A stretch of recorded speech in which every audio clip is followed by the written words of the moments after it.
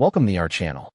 Today we how to fix Western Union login problems, verification and security errors step by step clearly. Open the Western Union app or go to the official Western Union website and make sure the page is fully loaded. Confirm you are using the correct email address or mobile number linked to your Western Union account. Re-enter your password carefully and check caps lock and keyboard language settings. If you forgot your password, tap or click Forgot Password and complete the reset using the code sent to you. Check your email inbox and SMS messages for a verification code and enter it within the time limit. If the code does not arrive, wait 2 minutes and request a new code instead of reusing the old one. Look in your spam or junk folder and search for Western Union to find the verification email. Turn off VPN and proxy services because they can trigger security blocks and unusual sign-in alerts. Switch to a trusted network, such as your home Wi-Fi or mobile data, and try signing in again. Set your device date and time to automatic because incorrect time can break verification. Update the Western Union app to the latest version from the App Store or Google Play.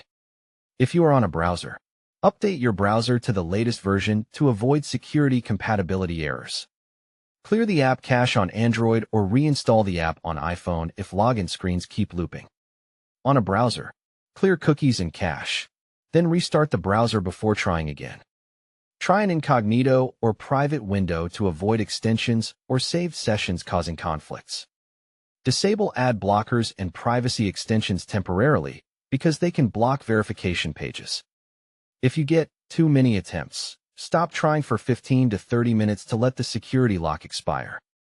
Complete any requested identity verification steps and ensure your name matches your official ID. Check that your phone number is active and can receive SMS, not blocked by carrier filters. Enable two-step verification prompts if offered, and approve the sign-in from your trusted device. If you changed your phone recently, update your number in account settings after you regain access.